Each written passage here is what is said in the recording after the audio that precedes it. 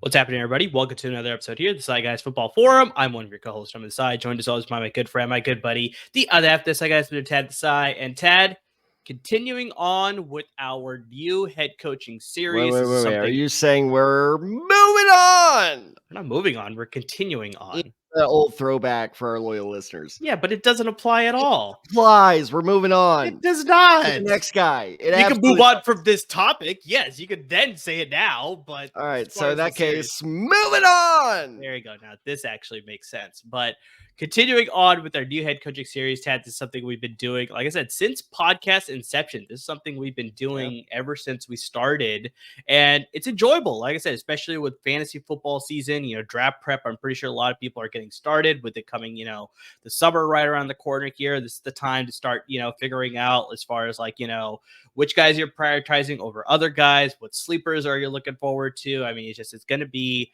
a good fantasy football season, I'm hoping. We'll see, obviously. Hopefully there's no we'll crazy injuries that happen again. We'll say about that. There are always going to be crazy injuries. That's true. But then on the flip side, we'll get some, crazy emergencies like, Puka Nacua and Devon Achane and all that stuff. So I mean, we'll maybe see some of that stuff as well. But hopefully with these new head coaching series, these deep dives that we do into all the new head coaches that have been hired for the new season here in 2024, maybe they'll give you some insight as far as some guys that maybe you could target on a team that you maybe weren't initially considering, or whether a team should be, no prospects whatsoever. And I think, unfortunately, Tad, with today's episode, we may be leaning more in that latter territory, but we'll dive into it. It should be very interesting. But I think the biggest thing, Tad, especially, football season is still a couple months away. I think I saw a post on social media say that we are less than 100 days away from the NFL kickoff. So, I mean, it's we're in double digits now. So, I mean, it's exciting times.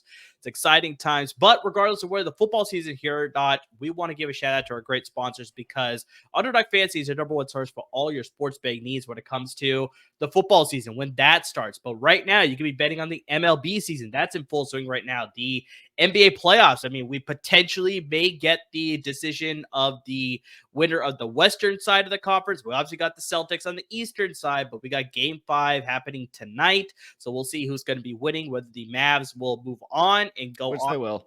Celtics, or whether the Wolves will be able to extend the series a little bit longer. So, I mean, we'll see how that all plays out, but you can bet on that game. And of course, when the finals get here next week, you can bet on that. You can bet on the NHL playoffs. That's going on right now. You got the Stars, obviously, in your neck of the woods there, Tad. The Dallas Stars playing against the Edmonton Oilers. And so, I mean, there's a lot of great things you can be betting on. Pretty sure when the Olympics come, you can probably bet on that as well. But guys, it's just a really fun way to get into some easy just sports betting action, because I mean, all you have to do is make anywhere between 2 and 5 different prop bet picks across whatever you're comfortable with. Like I said, all the sports I mentioned, even a bunch of sports that I probably didn't mention either, you could bet on it. I'm sure you could. So yeah, get into the action using our promo code that Underdog has shared with us. That promo code is DESAI, DESAI. You can double up on your initial deposit of $10 or more, up to $500, courtesy of our good friends at Underdog Fantasy. So I mean, yeah, hypothetically, if you were to put in that $500 max amount with our promo code DESAI, Underdog will match that dollar for dollar. You could bet with up to $1,000 on the betting platform. You can use the website, you can use their apps. I mean, both for Apple devices as well as Android. It's very intuitive, both the website as well as the app. So I mean, really fun, really user-friendly, really easy way to get into it. I mean, it's just a ton of fun. So, guys, get into the action. That promo code, once again, is DESAI, DESAI. You can double up on your deposit of $10 or more, up to $500. So, Tad, let's sort of get into today's episode. Because, like I said, this one is a little bit trickier. It's interesting. It's interesting to say the least. Yeah, exactly. It's a little bit just, a little bit more of an unknown factor, because it's like you got a rookie head coach, obviously, that's for sure. But youngest head coach in the league. He was actually replaced by Mike McDonald.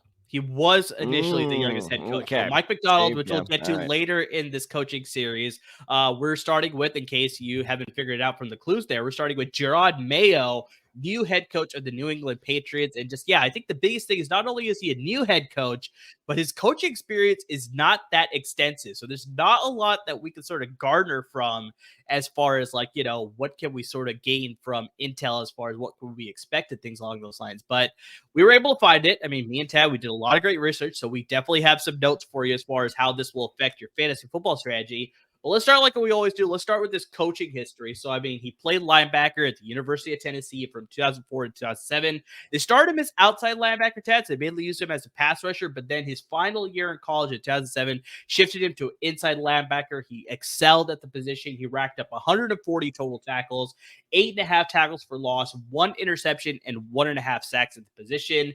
This led to Mayo being selected as the 10th overall pick in the 2008 NFL draft by the New England Patriots. So, I mean, the team that he is coaching now, he was drafted by that team as well.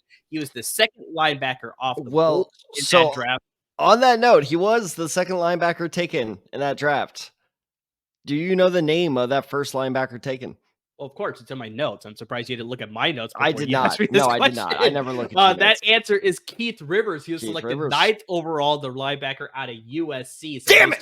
That was going to be my question. Damn it! Yeah, sorry. That was already in my notes. So you should have checked that notes before you're asking me these questions. Who were because the I other already had two the answer. linebackers with him? Do you remember? He was part of that trio that was amazing.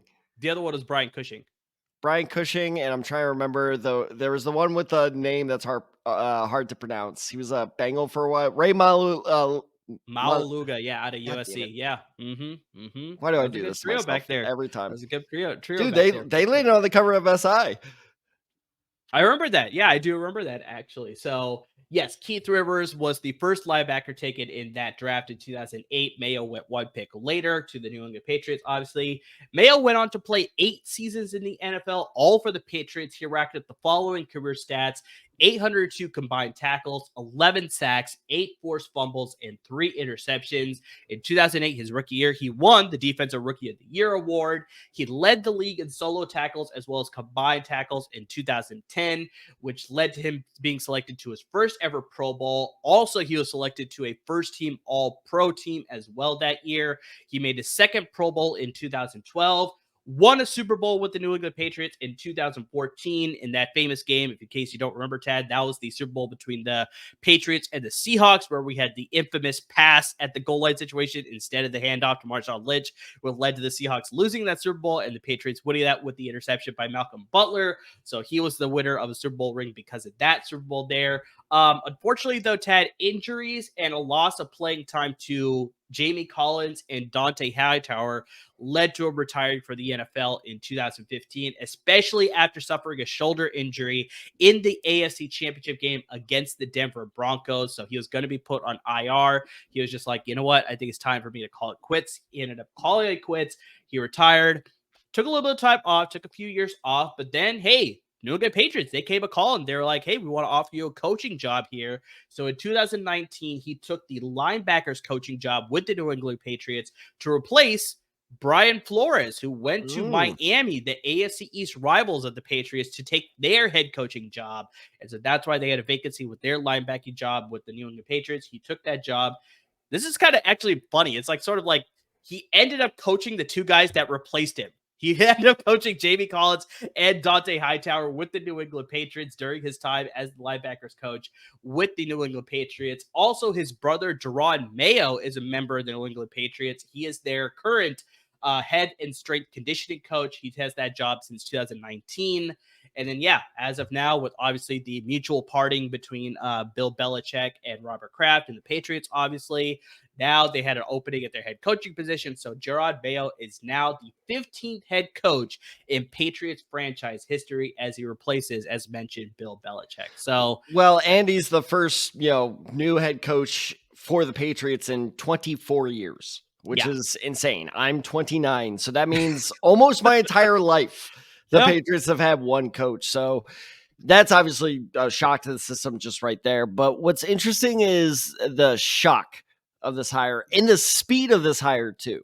So I don't feel like a lot of people had Jerod Mayo as being favorites to land here. I don't think a so. lot of people seem to be like, oh, it could be, the name whatever offensive genius out there at coordinator position. It seemed like those were all the favorites. And then out of nowhere, and really, if memory serves, this hire was made fairly quickly. I feel like they named Jerod Mayo's successor like a week after Belichick was fired. I remember it happening pretty quickly. And just, yeah, I completely agree with you, Tab, where it's just like this signing sort of became sort of like, it was very like, okay, really, that's an interesting choice. Cause like I mentioned, he's only been coaching for 4 years since 2019. And if that, a position coach. So it's like he's never been a coordinator. He's never had to call plays or anything like that. So, I mean, it's just, yeah, it was a very peculiar choice, but I guess he's been in the franchise organization, whatever it is, a long time. Maybe he's going to, resemble sort of similar coaching tendencies that Bill Belichick had. I don't know what exactly it is, but yeah, the hiring happened very quickly after they decided that they were going to part ways with Bill Belichick. Well, and you say he was never a coordinator, which is true. But the interesting thing that I found while I was doing my research for this episode was that it really seems like all these journalists were kind of trying to say the obvious without actually saying it. It's like Morgan Freeman in The Dark Knight. Like, I know you're Batman, but we're just not going to say it. Exactly. I don't know if you saw this. A lot of the articles mentioned that Mayo and Steve Belichick, Bill's son, split a lot of the defensive play calling duties. So it seems like that was kind of a nepo hire with Steve Belichick, and Jerod Mayo was kind of like the cover for Steve. And it's just, that was the funny thing, is it really seems like Jerod Mayo kind of understands, like, okay, this is how the Patriots run. This is how I have to go about this. It reminds me a lot of that time. Did you watch the Tom Brady roast, by the way? I didn't. I feel like I got everything through social media. So well, I feel like I need to you almost certainly saw this through social media, but the only thing, in the moment at least, that Tom Brady had an issue with was the Robert Kraft joke. Yes, I heard about that. Yes. So I think that's kind of like the way the Patriots are run, of like, hey, there's a problem, but we're going to keep it internal. It was kind of the same thing with Steve Belichick. From what I read, it seemed like a lot of people were like, no, Mayo was the better play caller.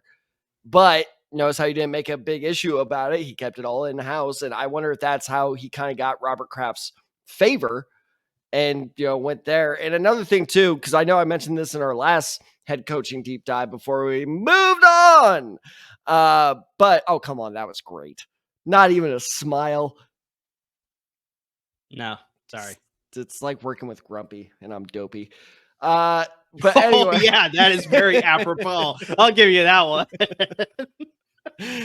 Oh man, honestly hurts.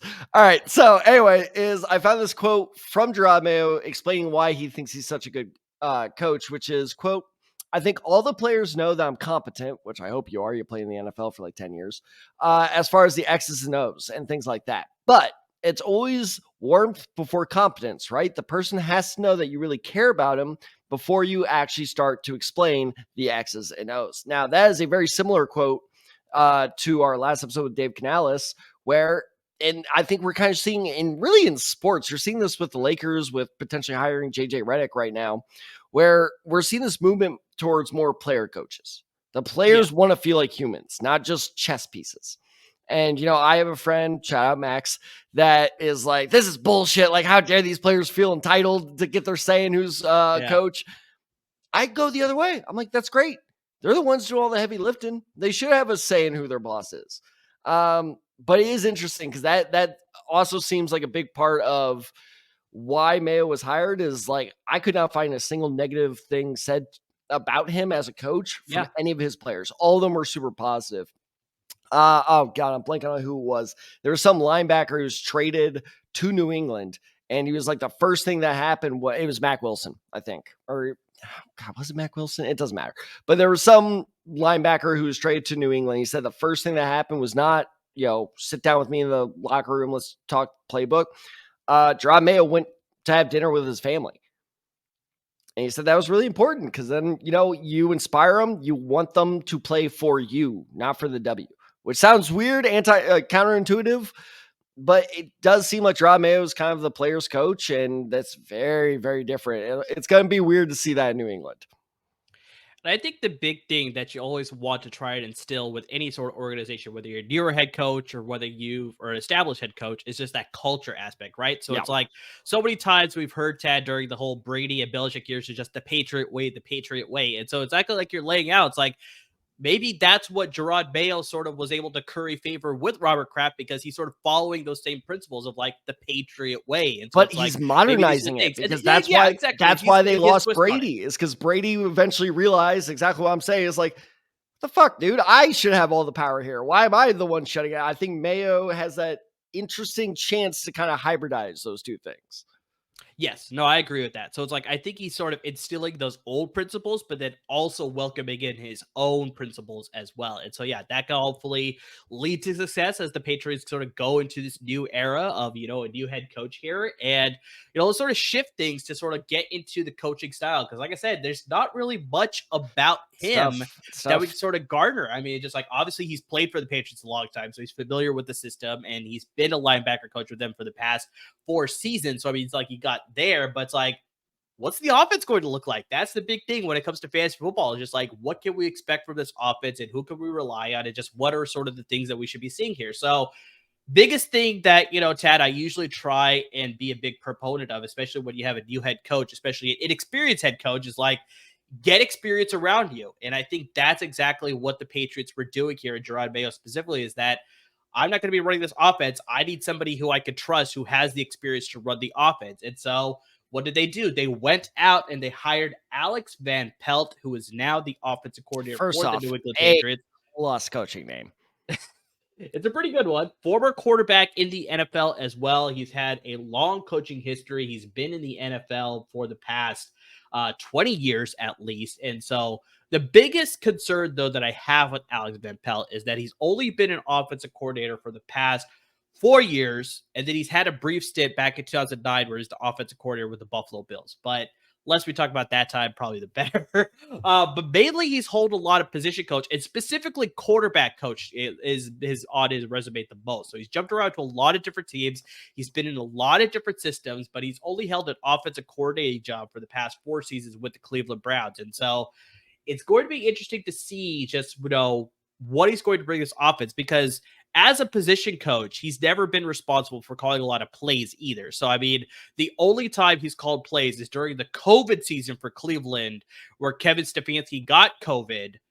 Alex Van Pelt ended up being the interim head coach, and he was calling the plays on offense. Otherwise, during his entire time in Cleveland, even though he was the offensive coordinator, Kevin Stefanski was responsible for calling all the plays. So you wonder whether it's like, it's great to have the vast amount of experience, but just his experience as far as being a play caller, wonder if that's going to hinder things potentially on offense there. But yeah, like I said, the guy, I think with the experience that he has been in the league for a long time. I think that's something that you definitely value. And very similar to what you're talking about with Jerod Mayo, I found this a lot when I was doing research on Alex Van Pelt, is that he's very much a culture guy too. So it's like he's very much 100%, sort of yes. emblematic of the same principles that you're laying out, where he's like, he's concerned about the player first and then about his performance on the field. So he's like making sure that the players are good, and that will lead to obviously more improved play from the player. Then if he can sort of build that culture and really get to know this guy and really just understand what this guy is about before, just obviously just harping on him for his play. Because I remember he was actually a quarterbacks coach with the Green Bay Packers from 2014 to 2017, and he was fired. And Aaron Rodgers famously was upset. He was just like, yeah, they fired my quarterbacks coach who I had a good rapport with. And I think he that was was just one sort of of the puzzled by first it. like Rodgers controversies where we're like, oh, Yeah, Rodgers, kind no, of like what we're I talking about remember with that. Brady. I think that was kind of when Rodgers was coming in his own of like, no, I can speak my mind. I don't have to sit down and shut up. Like, no, I can do this. Yeah, because I remember that being like, oh shit, Rodgers actually like causing headlines in the offseason. And Yeah. now he's spending 3 days in a dark room Oh, doing geez. shrooms Exactly. and running for So vice president. and running for vice president. But yeah, I remember just at that time that was just like, yeah, he was very vocal about the fact that it's like the Packers fired his quarterback coach and they moved on, and he had a good rapport with him. And obviously he had one of his MVP years during Alex Van Pelt's tenure as a quarterbacks coach with the Green Bay Packers. And so it's like, obviously you build trust with the guy. It's like, this is a guy that I trust. He knows what he's talking about. And just all of a sudden you let him go. That's sort of surprising. So I think in this situation here, especially with a rookie quarterback coming in Drake Maye, it's like, it's good to sort of have an experienced quarterbacks coach who's obviously been an offense coordinator the past couple of years. So I mean, he's got experience with, building an offense, understanding principles as well as developing a quarterback. So I think this is a good situation for the rookie. But just, yeah, as far as his actual system, this is where it's going to be interesting because, like I mentioned, he sort of jumped around to a lot of different offenses. He's never really held a job for a long time. The only job that he's held for a long period of time was aforementioned the Green Bay Packers quarterbacks coaching job, where he held that from 2014 to 2017. And then he also held the Cleveland Browns job for 4 seasons from 2020 to last season. So those are his longest stints. And so it's like he's sort of jumped around to a ton of teams. But with that, you could also say that he's built a lot of different, been in a lot of different systems because he's coached under Mike McCarthy, as mentioned, in Green Bay. He was with Marvin Lewis in Cincinnati. After Marvin Lewis was fired, he was there with 1 season with Zach Taylor as well.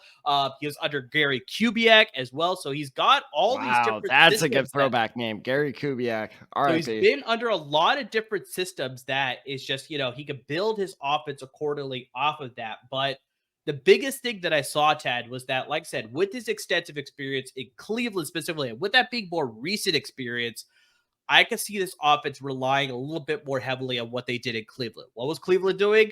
Especially last year, they were playing really strong defense, and they were obviously big proponents of running the ball. But obviously, we did see that emergence of Joe Flacco. So we see Alex Van Pelt's sort of, coaching and sort of being able to get his quarterback up to speed quickly. So like I said, that's good signs for Drake Maye. That's like he can sort of take a quarterback in and to coach him up, make sure he's understanding the system enough that's like he can sort of run the system for him. Now, I will say, obviously, Joe Flacco's been in the league for a long time, so maybe it's not as hard for him to transition to a new system compared to a Drake Maye going from the college level to the professional level. So we'll see about that. But I like to think with the extensive experience that Alex Van Pelt has as a quarterback coach, that it shouldn't be as hard for Drake Maye to understand and get used to being in the Patriots offense here. But what I could see a lot happening with the New England Patriots, based on the reading that I did, like I said, reminiscing sort of the things that we saw with Cleveland the past handful of years, is West Coast principles. I think that's pretty standard across the league now, but I think we'll see a lot of that here, especially with the limited. Hold on. Let me check you on that one real quick. I'm nitpicking here, but I think there's you either have one or the other in the league right now, where it's a very typical West Coast approach, like you said, or we're seeing this a lot with teams like Detroit, with Miami, where the new kind of phase is to stretch the field vertically.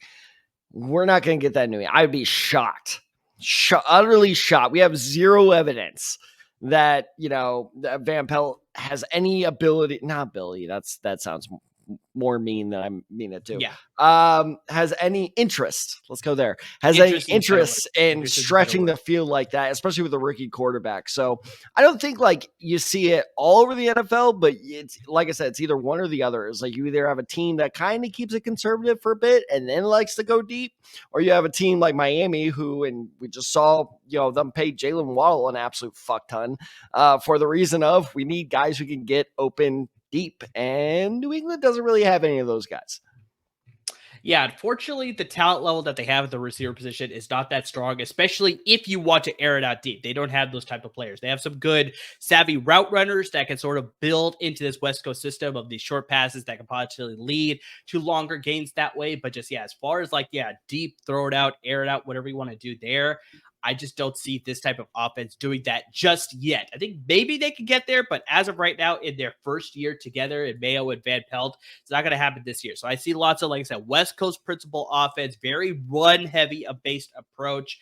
I can see that very much being the sort of sole basis of this offense. It's just going to be very for lack of a better word, it's going to be very boring. It's going to be very run the ball. Probably. It's going to be a lot of just simple, kind of similar things that we're talking about with Dave Canales in our last episode. That's just it's going to be very controlled offense. I think they're going to limit as far as how aggressive they're going to be. It's going to be very passive. So lots of run, lots of short passes, that sort of thing to move the ball down the field. And then really rely on a strong defense, which is obviously where Jerod Mayo's experience comes into play, where he will sort of lead that defensive charge there to make sure that they're giving the offense as many opportunities as they can.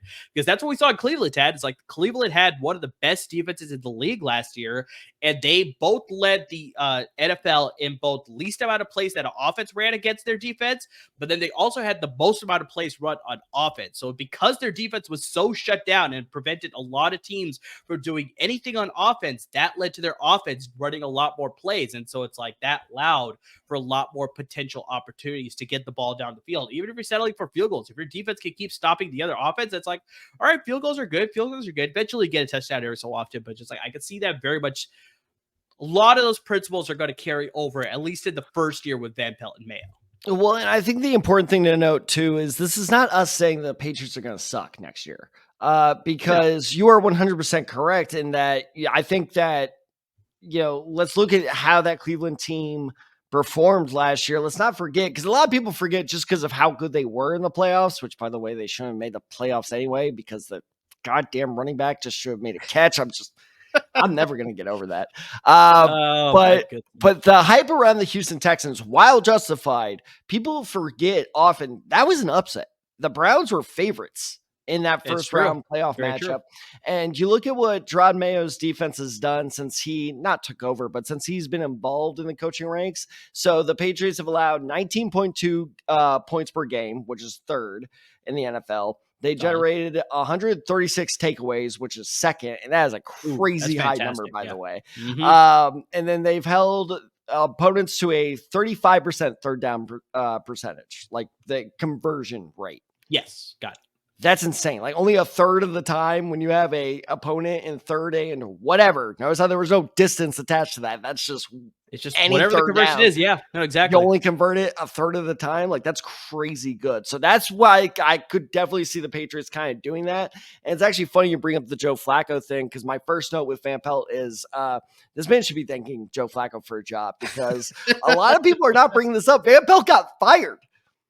That is true. He did not move from Cleveland to New England. He got fired from Cleveland after they shit the bed against Houston, and then New England hired him. So without Joe Flacco, that dude probably would still be without a job. But I think it's exactly what you laid out. It's that experience, right?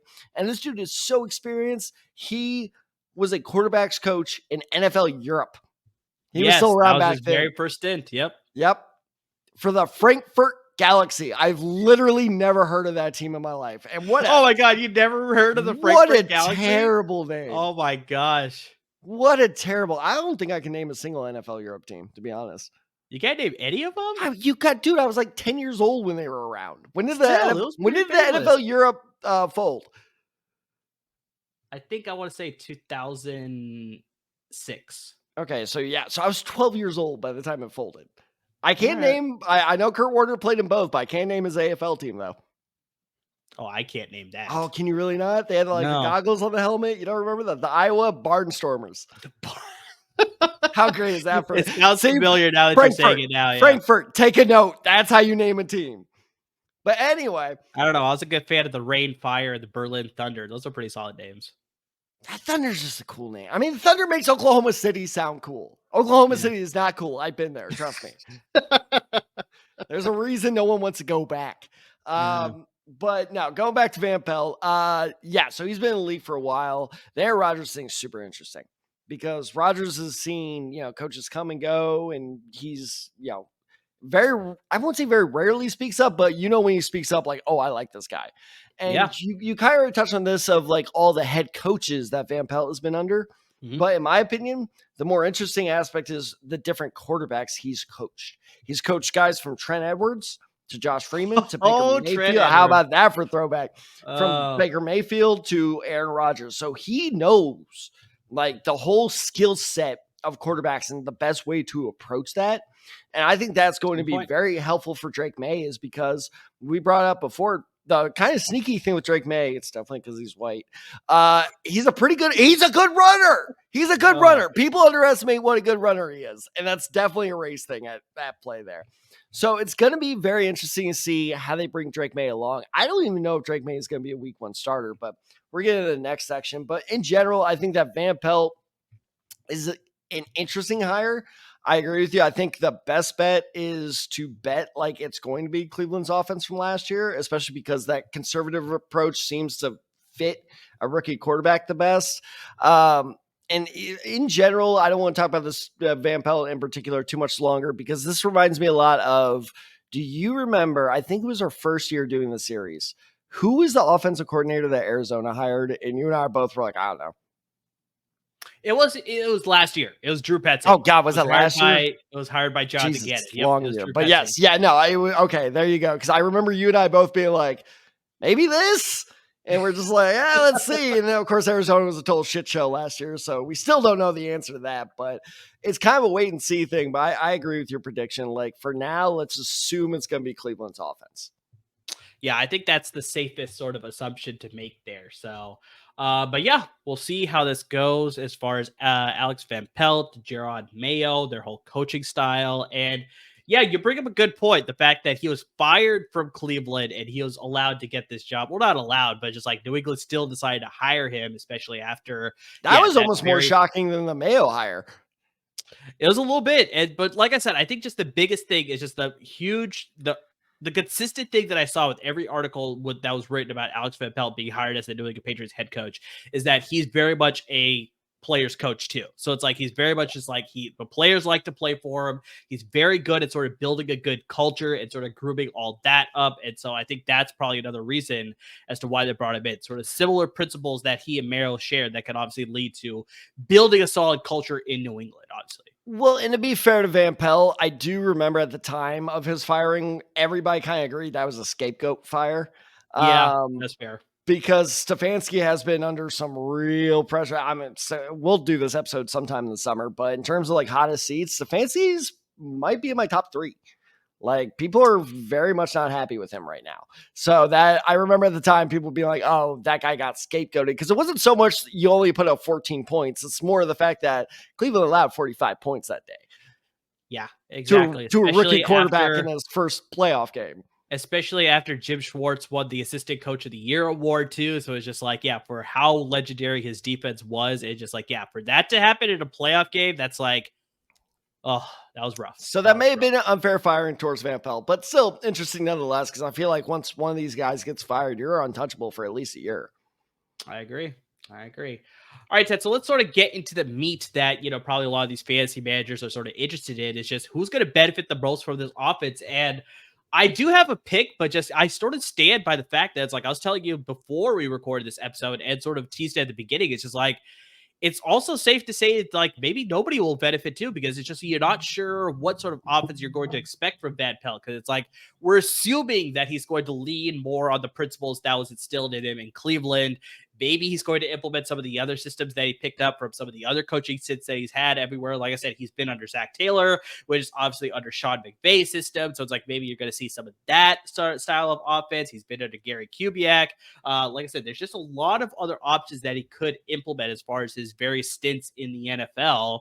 Or maybe he's going to do something completely different. We really don't know. So, I mean, it's just like, it's a very interesting situation to sort of monitor. It's very much, it's like some of the picks that me and Tad are going to give you here. It's like, I still am going to add a little bit of a caveat that's just like, it's still a little bit of wait and see. I'm not sure exactly how it's all going to play out. So, I mean, Tad, I'll pass it to you here first. Like, I mean, you're sort of transitioning at that point. You're like, we'll save it till later here. But I think you want to pay off sort of the things that you were mentioning there in the previous segment of just like, who do you think will benefit the most from Alex Van Pelt and this Patriots offense? Well, I mean, I'm glad you used that term wait and see, because I think the Patriots are going to wait and see with this guy. But I think later on in the season, especially as those injuries get worse, Drake Maye, it could be a legitimate fantasy plug-in option. Now, notice how I'm not saying legitimate fantasy starter, legitimate fantasy option is a good word. But like plug-in option. I think depending on the matchup later in the season, he could be there, because I'd be shocked, first off, if the Patriots decide to start him week 1. I think Jacoby Brissett will be the starter, at least for the first, 2, 3, 4 weeks, until Jacoby Brissett has like a very bad game, which, trust me, I watched him play for a year as my team starter. He's going to have a bad one. He's going to get benched after that, because I think that Drake Maye, especially again, not so much in the system, because we don't really know what the system's going to be, but just with this kind of coach, it just seems like he is honestly the most pro ready. I think that Drake Maye is more pro ready than Jaden Daniels. Caleb Williams is looking good, But, it's real easy to make a train camp play look good when you put in slow motion. So I think that Drake Maye at the end of the day could end up being the second best rookie quarterback fantasy football wise behind Caleb Williams. I still think it will be Caleb Williams, but Drake Maye, jumping ahead of Jane Daniels in terms of where they finish in fantasy, I absolutely think that's a possibility, especially because, like I brought up earlier, is Van Pelt has worked with these dual threat quarterbacks like Baker Mayfield, Josh Freeman. I'm not going to say Trent Edwards, Aaron Rodgers, but basically everyone but Trent Edwards that he's worked with has been a dual threat quarterback. And I think that he can make the most out of that. That was my big concern with Drake Maye was, are they just going to try to turn him into a pocket passer? Because if you do that, you're going to fail. But now that it seems that there's a coordinator who understands, hey, this is what my quarterback can do well, we're going to work around that. It is interesting, especially looking at like how the Patriots drafted with Jalen Polk, the receiver out of Washington, Javon Baker, the other receiver, 2 offensive linemen, and Layden Robinson and Cedar Wallace. I think that they're very clearly gearing up to make this kind of at least efficient offense. So, and look, I'll be totally honest. Is Drake Maye the one who will benefit the most? No, you stole my pick here. But if I had to pick second, Drake Maye is an easy pick for second.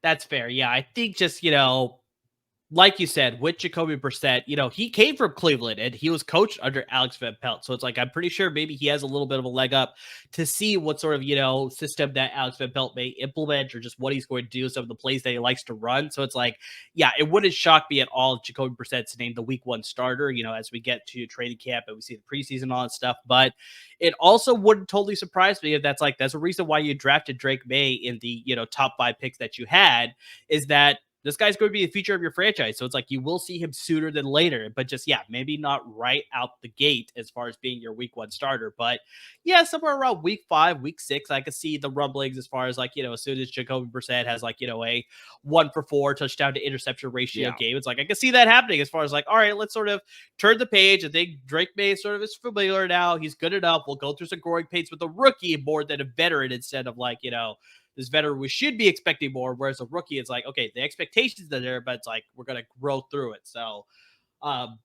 yeah, I can see that happening as a down the stretch sort of yeah, definitely option. And that's not to say draft Drake Maye. It's more of like Drake Maye is a very interesting like waiver kind of guy to keep your eye on. I agree with that one. But sort of like we've been talking about a couple of times already through this podcast episode here, is that I don't doubt that they're going to lean heavily on the run game. And so I think the very easy pick, which I'm pretty sure, Tad, you probably want to pick this guy too, but we want to differ the picks here. Rhamondre Stevenson, the running back. I think he's probably going to gain the most from this offense. Tad, the rankings for the Cleveland Browns since 2020 when Alex Van Pelt was the coordinator as far as total rushing yards. So in 2020, they were 3rd. In 2021, they were 4th. 2022, they were 6th. And last year, they were 12th. Obviously, with the injuries and things like that, they dropped a little bit there. But still, as far as just like, rushing yards, they were towards the top in every year that Alex Van Pelt was there. And then you also look at rushing attempts since 2020. In 2020, they were 4th in rushing attempts, 9th in 2021, 5th in 2022, and then 4th last year. So it's like, even though they did get a lot of yards last year, they were still in the top 5 in rushing attempts. And so you look at that, it just, you have to assume the fact that it's like that will carry over here to New England as well. Like we talked about with the rookie quarterback or with Jacoby Brissett as well. You want to make sure that you're sort of establishing a good running game. I think that's part of the reason why we saw some struggles for the Patriots offense last year as well, is just that they were just not willing to go with the run game. I know they were falling behind a lot of the time because of the quarterback issues with Mac Jones. And don't forget the Nick Chubb injury too, like affects some of those stats that you just shared. That's what Cleveland, but I talk about New England specifically, where it's just their quarterback issues led to them not running the ball as much because they're falling behind. So then they couldn't run the ball if they wanted to. Because obviously, you remember they signed Ezekiel Elliott. He's gone for the picture now. So it's like you got him. But they did name one more goddamn time. His return is insufferable. It was very interesting, though, Tad, is that they did sign Antonio Gibson. So he's looking for a fresh start here in New England. I think he's going to take a lot of the pass catching duties. So that may eat into a little bit of Rhamondre Stevenson's production, because in 2022, so only 2 seasons ago, Rhamondre Stevenson finished as the 7th best running back in PPR leagues, but that was also when he was more the lead back. He was also getting a lot of receptions as well. So if he doesn't get the receptions as much, maybe that number drops a little bit, but I still like him to take the workload as far as being the run first running back. And especially when you're running the ball, like I said, top 5 in rushing attempts the past, 3 of the last 4 years in Cleveland. I can very much see Rhamondre Stevenson being a part of that rushing attack. I'm pretty sure Delia Gibson will get some rushing attempts as well, but I bet you they'll use him more on pass catching downs as opposed to being a runner. So I can see that as far as Stevenson being a guy that maybe a lot of people are going to overlook because they're going to be like, oh, look at this New England Patriots offense. I just don't know what we can expect from here. Rhamondre Stevenson got hurt last year, so a lot of people may not be idealizing this guy as far as like, this is a guy we need to be prioritizing for our roster here. So he may fall down a lot of people's, draft boards as far as just like, maybe able to snag this guy up in like maybe around 6 or 7, who could eventually become a fringe RB1 depending on the production that he gets, but you will be able to draft him as possibly a flex option. So that's the reason why I'm sort of leaning towards Rhamondre Stevenson. It's because of the value that you're going to get with him. It's that he's going to be used heavily in a run-based offense. And like I said, that production, hopefully if it all translates throughout the season, that will just increase his fantasy stock as the season goes along, and he could finish, like I said, by the time the playoffs come around, you could be using this guy as an RB1, potentially. So I just had to be totally clear. I was not listening before. I just felt like I heard Jackson. The more you talked, I'm like, he was not talking about Cleveland, was he? But yeah, I think after that, I started listening. And I think that... I think that that's why you're dopey. I'm so sorry. I'm so sorry, man.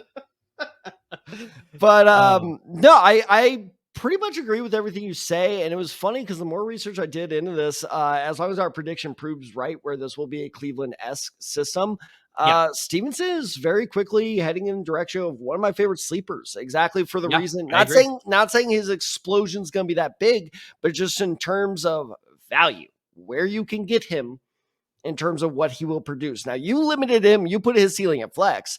I'm going to raise the ceiling a bit. I'm going to say he has running back 2 potential. Once again, I think you misheard me. I'm saying you'll be able to draft him at a spot where people are going to be targeting their flex players. Oh, see, I think he's got the potential to be an RB1. Well, I did mishear you. I have another disagreement with you is where I don't even think he's going to go that high. I think people are seeing him as just exclusively bench option. Yeah, which is even better. Which is even more better. Why he's one of my favorite sleepers is because I honestly see Stevenson as one of those guys that kind of surprises you if you follow the traditional, kind of drafting strategy. If it's, the third to last round, you need a kicker, you need a defense, fine. Those are your last 2. This guy's going to be my last guy. I think Stevenson could be there in a lot of leagues. In that third to last round, again, depending on how many rounds you do. And that's a fantastic value. Because, okay, if he sucks, great, you didn't waste good draft capital and move on. But I think that just by pure usage, he's going to be somewhat useful. Like, worst case scenario, if you because this happens at least once to every one fantasy season where you have a bad bye week. Whether it's a couple players or, just one player where you're like, I got nothing. There's nothing on the waivers. There's no replacement here. Stevenson's the type of guy that I plug in, like, worst case scenario. I'm like, fuck it. Hopefully you score a few. And that's better than some guys where you're starting like the Ravens second stringer who ends up getting like 3 carries and you're like, damn it. So Stevenson is the most enticing option. And for now, like you said, the only draftable option on this offense. Yeah, and I think just that's the biggest thing that you want from a sleeper. It's low risk, high reward. Exactly. And that's exactly what I see here with Rhamondre Stevenson, where it's like you're not going to invest heavy capital in him, but the potential is high for him to sort of become one of those guys that's like, how did this guy get overlooked? He's absolutely killing it for me now. So it's like, that's exactly the type of player that you want. And I think a lot of people are going to sort of misread this Patriots situation and overlook Rhamondre Stevenson. That's why it pays to listen to our podcast, because we're giving you the highlights here for sure. So, and we're keeping track of everything. So, like, as the season progresses, when the fall finally arrives, we're going to be keeping track for you. I know it's very tedious of like, well, I don't want to keep checking in on the Patriots. Well, that's what we do for you. And I hate myself for it sometimes. That's true. It's true. But Tad, that'll wrap up our episode for today. Talk about Jerod Mayo, Alex Van Pelt, and the Patriots offense and what we can expect when it comes to a fantasy situation. We already talked about it, but we did our Dave Canales deep dive as far as the Panthers and their fantasy situation. So turn back and listen to that episode that happened last week. We're going to be continuing this head coaching series. So on the next on the docket, I think we have Dan Quinn and the Washington Commanders, if I remember correctly. But we're going to be covering all the new head coaching series. So the best way you can find out about when all those episodes are dropping is subscribe wherever you listen to your podcast. So wherever you listen to your podcast, just hit that subscribe button. And please interact with us on our social media handles. You see the ticker coming right down below. You got me at @OfTheSide23. You got Tad Side 94. Got the show handle at the SI Guys. And of course on Instagram at the SI Guys. So what are your thoughts on this offense with the League of Patriots? If you're a Patriots fan and you have a little bit more insight than what we were able to sort of garner here for you, let us know. Let us know your thoughts as far as like maybe you have a sleeper that we haven't identified yet. So it's like, please highlight that for us. We want to share that knowledge with the rest of the crew here watching us on YouTube and listening to our podcast. If you're watching us on YouTube, make sure you subscribe to our YouTube channel as well. We're getting a lot of great content. I mean, like we sort of highlighted, it's like maybe these are the guys that we're highlighting now, but it's like we'll be keeping traps on this the entire season long through the offseason into the season. So it's like we're your number one source when it comes to fantasy football knowledge and just analysis. So please interact with us throughout the entire offseason as well as the season. Make sure you subscribe and listen to your podcast. Make sure you subscribe to our YouTube channel. Make sure you subscribe to our parent channel at LAFB Network, because without them, there would be no us. They're giving you a lot of great content when it comes to the Rams and the Chargers at the professional level and the Bruins and the Trojans when it comes to the college level. Lots of great content coming from the website, guys. We really appreciate everything that they're doing. You need to give them a support. And yeah, everything that you guys are doing to support our podcast, whether that's listening to the podcast, watching the videos, interacting with us on social media. If you caught us during the draft live stream, we appreciate you. That was 8 to 9 hours of solid, just, fun. And appreciate everybody that was tuning in for that. So if you appreciated that, we appreciate you there. But just anyway, everything that you're doing to support the podcast, we can't thank you enough. And hey, if you want to argue some LA football, whether that's USC, UCLA, Rams, Chargers, and you're like, no, I know what Murr's going to say. I know what Tad's going to say. Well, that's okay, because now you can now interact with the entire LAFB staff if you go over to Reddit and go to the LAFB Network Reddit page. You got the entire staff of writers there ready and willing to have whatever conversation you want related to football. And so be sure to check that out. Be sure to subscribe, because that's where you will see all the latest, not just podcast postings, but also articles as well. So there, all the LAFB material that we publish in whatever form goes on Reddit now. So be sure to check that out. It's a great way to interact with us. I'll probably respond faster there than I will on social media, but regardless, I will still respond on social media. So like Amir said, you guys have ideas for off-season episodes? Where it sounds longer than it is, but really we're only 2 months away until, we're back in our schedule and we're set, and you're like, hey, I'd love for you to do this. And we'd be like, yeah, us too, but we can't.